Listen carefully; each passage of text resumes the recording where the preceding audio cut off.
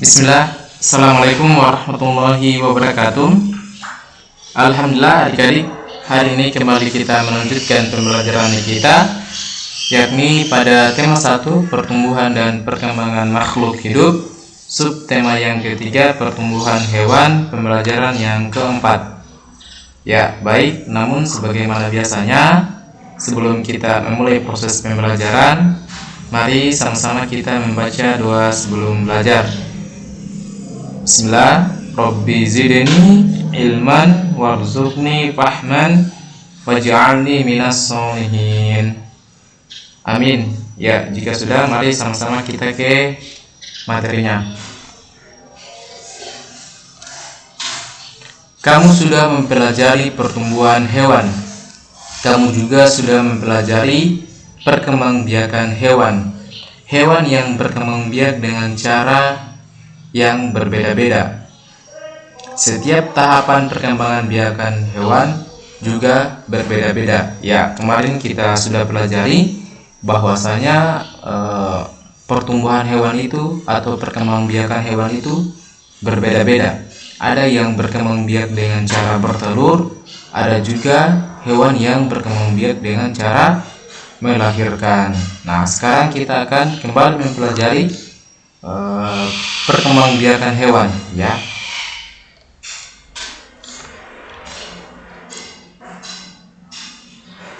Ada gambar telur ayam. Perhatikan gambar berikut ini, adik-adik. Ya, ada gambar telur ayam, ya, anak ayam dan induk ayam. Ada juga gambar kupu-kupu. Nah, pada pembelajaran yang ketiga kemarin kita sudah mengetahui bagaimana proses perkembangbiakan dari ayam, ya, mulai dari telur kemudian menjadi anak ayam tumbuh menjadi ayam dewasa, kemudian ayam dewasa betina itu kembali bertelur. Nah, itu adalah proses perkembangbiakan dari ayam, ya. Nah, sekarang kita akan mempelajari bagaimana proses perkembangbiakan dari kupu-kupu. Nah, baik, ya, jadi adik-adik, kupu-kupu juga itu yang pertama dia dari telur, ya, telur, kemudian dari telur menjadi ulat kemudian menjadi kepompong kemudian menjadi kupu-kupu. Nah, ini adalah siklus perkembangbiakan dari kupu-kupu, dimulai dari telur, ulat, kepompong dan kupu-kupu, ya. Nah, gambar di atas menunjukkan daur hidup dari kupu-kupu. Setelah beberapa hari, telur kupu-kupu menetas menjadi ulat memakan daun-daunan sehingga tubuhnya menjadi besar. Ulat mencari tempat untuk berdiam diri dan membentuk kepompong. Setelah itu, tubuh ulat berubah menjadi kupu-kupu. Semua makhluk hidup memiliki daur hidup. Betapa sempurnanya ciptaan Tuhan, ya. Nah, ini adalah siklus atau daur hidup dari kupu-kupu, ya. Dimulai dari telur menetas menjadi ulat itu dia memakan daun-daunan, ya. Ini ada gambarnya, ulat itu dia menunjukkan lagi makan daun, ya. Nah, kemudian ulat itu mencari tempat untuk berdiam diri, ya, lalu akan membentuk kepompong, ya. Dari kepompong itu, ya, akan berubah menjadi kupu-kupu. Nah, ini adalah perkembangbiakan dari kupu-kupu, ya. Ceritakan setiap tahapan daur hidup kupu-kupu menggunakan kalimatmu sendiri.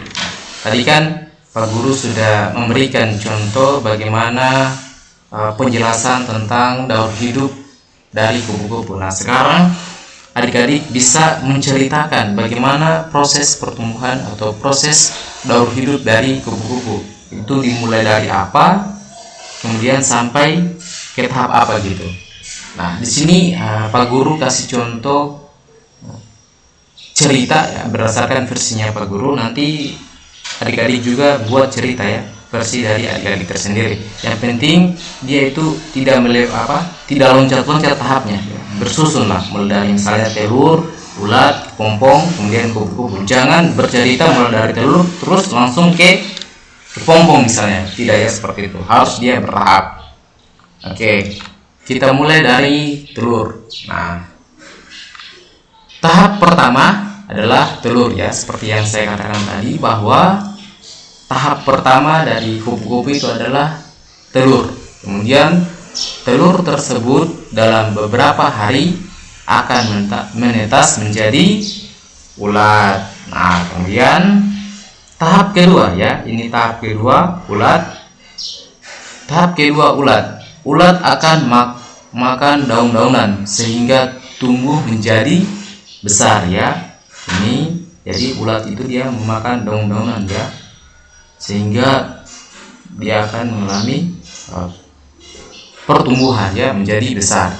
Ulat mencari tempat untuk berdiam diri dan membentuk kepompong. Nah, kemudian tahap ketiga apa adik-adik? Ada yang masih ingat? Ya, tahap ketiga dari kupu-kupu adalah kepompong. Nah, ini kepompong biasanya dibungkus dengan sesuatu yang berwarna coklat dan keras. Kepompong akan berpuasa selama 7-20 hari dengan tidak makan dan tidak minum ya. Jadi ulat itu ketika membentuk kepompong ya, dia akan berdiam diri ya selama kurang lebih dari 7-20 hari ya,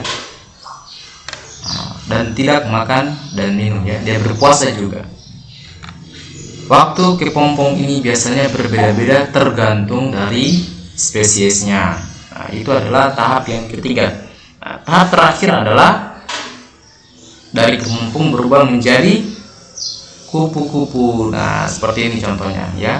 Ini dari kepompong ini ya, perlahan-lahan ya, dan keluar menjadi kupu-kupu yang cantik. Nah, tahap keempat, kepompong akan berubah menjadi kupu-kupu. Nah, itu adalah cerita tentang daur hidup dari kupu-kupu, yang dimana dimulai dari ulat, kepompong, dimulai dari telur, ulat, kepompong, dan kupu-kupu.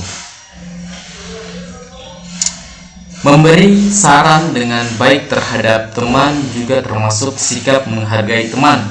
Kita harus memberikan saran yang baik jika melihat teman kita melakukan hal yang keliru.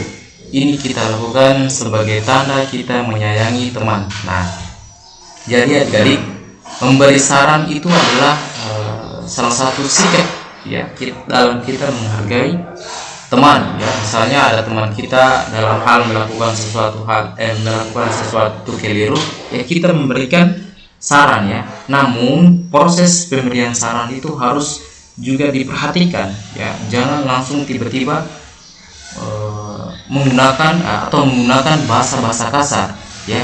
Tegurlah dengan cara-cara yang baik. Jangan kita katanya Pak Guru kita harus berikan saran sama teman ketika dia keliru. Jangan juga ya, memang benar, tapi harus proses penyampaian saran itu, kalimatnya atau bahasanya itu harus diperhatikan ya. Jangan juga sampaikan dengan cara-cara kasar gitu ya, apalagi sampai menggunakan bahasa-bahasa yang tidak baik didengar. Menyayangi teman termasuk pengamalan sila kedua Pancasila. Nah, ada yang masih ingat apa sila kedua dari Pancasila? Ya, sila kedua Pancasila adalah kemanusiaan yang adil dan beradab. Dilambangkan dengan apa ini adik-adik? Sila kedua Pancasila. Ya, sila kedua Pancasila itu dilambangkan dengan rantai ya. Ini jangan pernah dilupa ya tentang butir-butir dari Pancasila, kemudian lambang-lambangnya ya. Oke, baik adik-adik, untuk pembelajaran kali ini kita cukupkan. Semoga apa yang saya sampaikan tadi adik-adik itu dapat pahami dengan baik. Ya, sebelum saya tutup, sebagaimana biasanya, mari sama-sama kita membaca doa kafaratul majlis. Subhanakallahumma wa bihamdika asyhadu an la ilaha illa anta astaghfiruka wa atubu ilaik. Saya tutup dengan ucapan wabillahi taufiq wal hidayah. Wassalamualaikum warahmatullahi wabarakatuh.